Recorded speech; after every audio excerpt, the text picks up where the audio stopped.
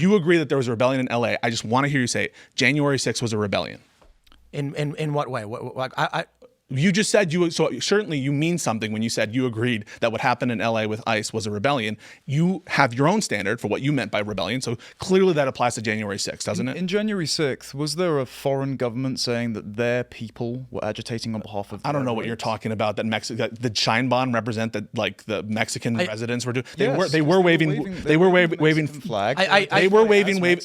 were waving foreign flags on January 6th. They were waving Georgian flag, the country of Georgia flag. They were waving. Was the head of Georgia agitating for Georgian national citizens or ethnically Georgian? That turns on whether something is a rebellion. Or invasion. So whether or not they're waving a flag and whether a foreign country is saying that these are our shock troops to leverage political that changes in your mind whether something is a rebellion or not. Or an invasion, yes. Of course it does. The important thing to consider is the legal definition versus the colloquial or the semantic as interpreted by different individuals. The thing about January 6th is that I would argue certainly some of those people thought they were engaged in insurrection or rebellion. That's not whether they thought, whether you called it and are willing to call it a rebellion. But you are willing to call LA, what happened in LA, the violence that occurred in LA, a rebellion. Why is that? So with January 6th, it was disorganized and random.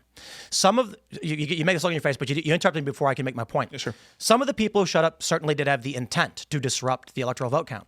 I think I have no problem with these people being criminally charged, locked up, and I think you go to prison for this, especially fighting cops.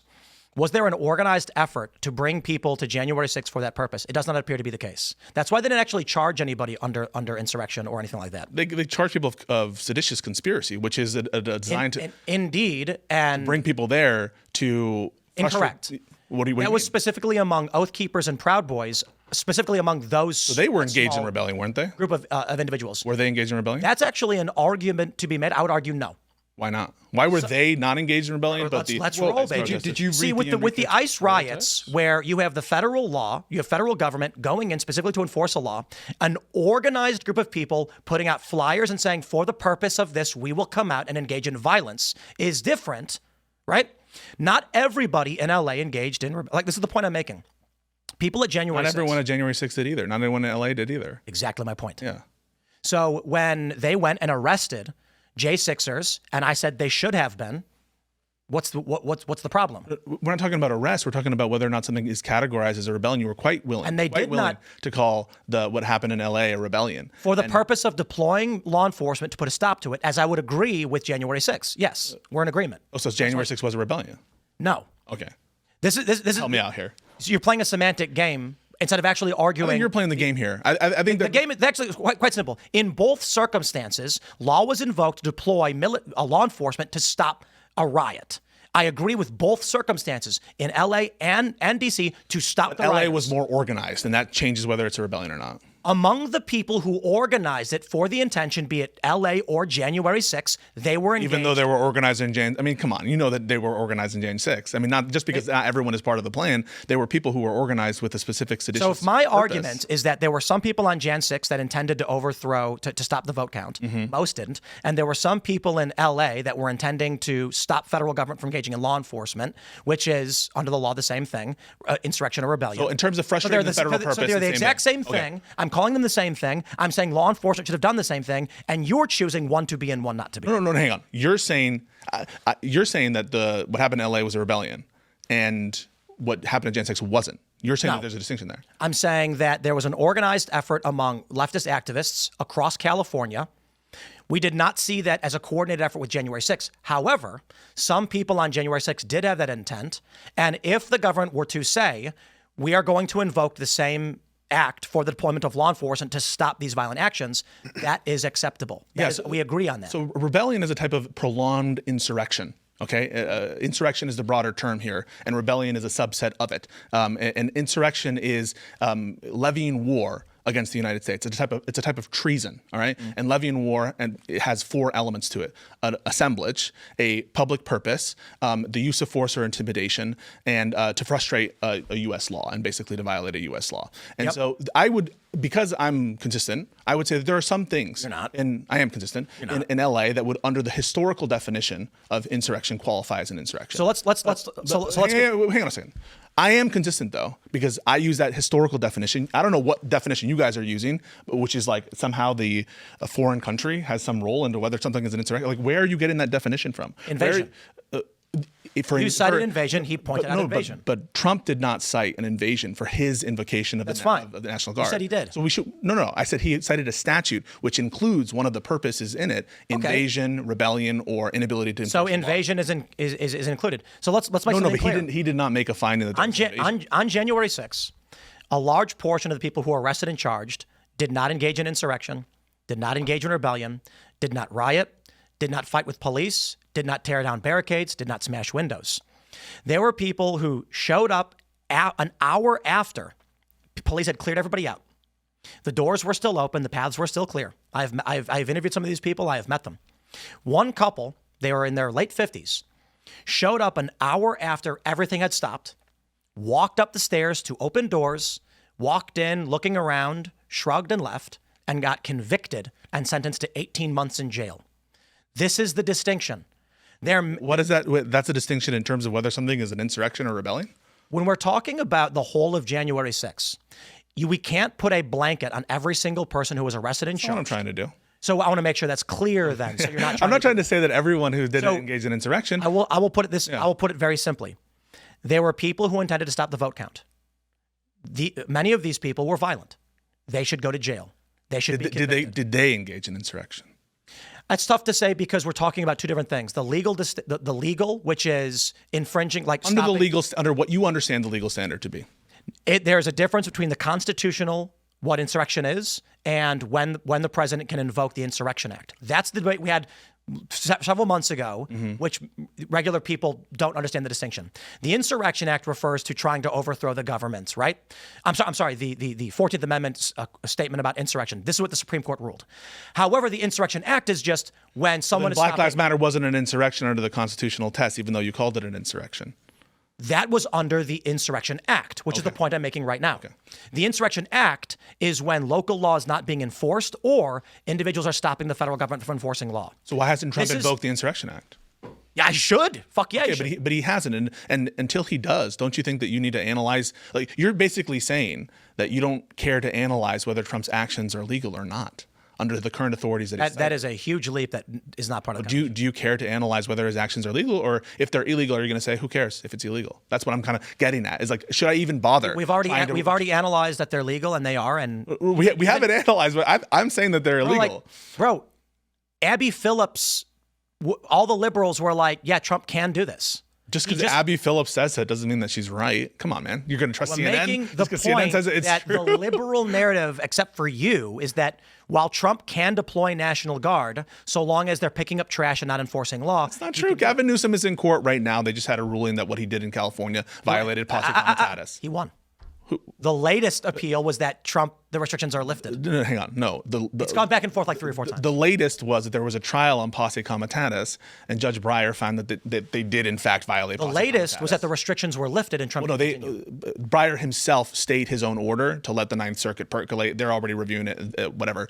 All that is to say is it's a live issue under the courts, and it's a separate issue whether or not the courts are able to review it and whether or not he's following the law. Can I just what he said, because he had something very interesting. He was basically saying this is a wholly different context, and so me trying to apply posse comitatus, a law that's on the books, to the conduct now, it's removing and divorcing the context of 1878 and applying it and misapplying it in the current day. That's not true. We're fighting the same battles that we're doing now, like that they were.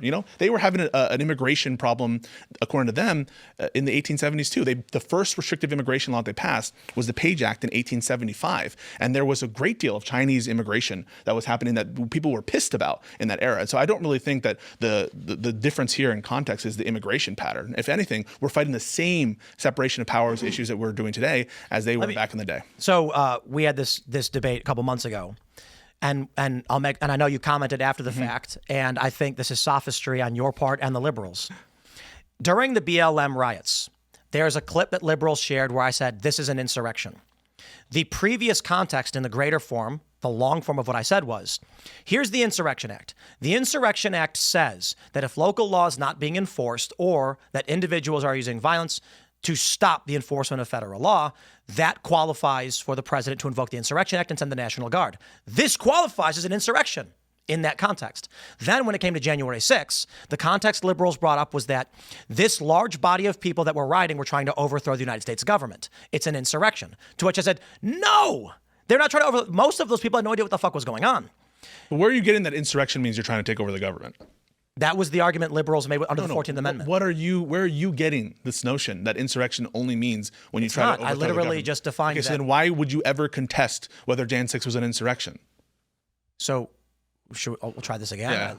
That was literally. You're saying under the Insurrection Act, things that wouldn't be insurrections, which, by the way, I agree with you. There are some things under the Insurrection Act. No one colloquially would think that a handful of BLM rioters smashing windows was trying to overthrow the U.S. government. No, where are you getting? Some people might say that. No, but what I'm saying is the underlying assumption that to do an insurrection, that either colloquially or under the historical legal frameworks, that is what is needed to qualify as an insurrection, that you would need to overthrow the government. Like, why is the assumption? We've pulled up a numerous Cornell. Where are you getting this and read definition the that law. insurrection means to overthrow the government? Where are you getting that was semantic during the New York Times, CNN, MSNBC. Where are you getting the notion? New York Times, CNN, MSNBC. So New York Times, CNN said that insurrection means you're overturning the government. That's what insurrection means. That's literally yes. No, and no. So during this the court case over whether Donald Trump was disqualified under the 14th Amendment for insurrection, the corporate press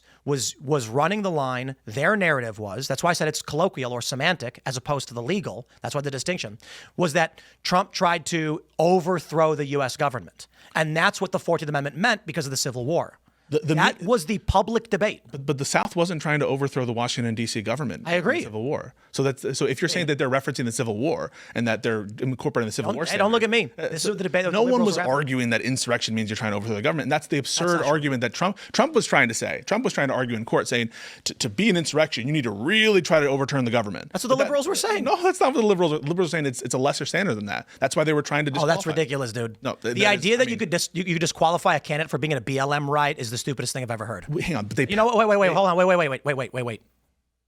I agree with you. It applies to previous oath takers. I agree. So do you agree that Jan 6 was an insurrection? Yes. Wait, but unironically, you think Jan 6 is an insurrection? Yeah, Trump shouldn't be allowed to run ever. I know, but you're being ironic now. But I'm not. I'm totally like asking you for real. I'm actually being an opportunist. Okay. Trump's disqualified. And if that means he's out next year, okay. Because holy shit, that disqualifies so many Well, he's not looking Democrats. so good, is he? Health-wise. That disqualifies the Newsom. It disqualifies so many of these people. It's amazing. I'm down. Let's go. I'm agreed. So you're agreeing with the meaning of a word based on how you intend to use it? That's how you guys are doing. Well, don't you criticize Should we disqualify Gavin lefties Newsom? for saying you define women however you want to meet with like what you think is correct? Should Kamala Harris be disqualified from ever holding office? No, of course not. She didn't engage in Now insurrection. Yes, she did. She funded these people. No. I mean, so first of all, we can talk about that specific tweet where she like retweeted a bail fund. Trump didn't engage in insurrection then. So I don't think engagement in insurrection also has a historical legal definition, and it doesn't include Look. pushing for people to have relief. If the argument is Donald Trump engaged in insurrection because he used a lighter standard under the law, then I say Kamala Harris applies in the exact same way. You actually think about, Tim, what the standard Not that I is. think Kamala's actually You actually have to think about what the standard is, though. Like the standard isn't just it's a lower standard so anyone can fall under it. You need to actually apply the standard. But it's all to show that if he wants to invoke the Insurrection Act, he should do so. He hasn't invoked the Insurrection Act. And so we should assess his actions deploying the National Guard under the legal frameworks. If Donald Trump doesn't get to be president anymore, but it means that any Democrat who's ever supported a riot can't run for office, I'm down. Okay, but Republicans tend not to do that. Not that I like the Republicans. Mere support is not engagement in insurrection all the time. But I do want to let's bring it back to Chicago. Yeah, let's go to Chicago. So that deployment, if he's anticipating using the military to enforce civilian law, you don't have a problem with that as a libertarian? No. So you wouldn't have a problem with him doing it in Tennessee or doing it in Arkansas or doing it in any of these red states that have higher crime rates? Depends on the circumstance, I suppose. Why do the red states have higher crime rates? I'm assuming you want me to say it. I'm assuming you want me to say it because there are black people there? There's a I'm lot not- of no, no, strength. I think you're specifically saying some cities in these red states have higher crime. Some cities in these red states have higher crime than DC. Yeah, I don't think he was saying And red states have Chicago. higher crime. Yeah, because of Yeah, strength. yeah, why? Diversity being our greatest strength. Yes. Yeah, so whatever the cause is, we're just talking about whether we would support the deployment. So I'm just asking you. I got red states to make a political point there. That's the point. No, I'm saying red states in terms of the reason why he's not deploying red states is because he has relationships with these governors, and that's why he's doing it. Yeah, it's political. I don't think he was saying red states have higher crime. I think he was saying there are some red states that have cities with high crime Trump's not deploying to. Right. And But we all know why. Thanks for watching this clip from the Culture War podcast. We're live every Friday, 10 a.m. to noon, so subscribe and come hang out.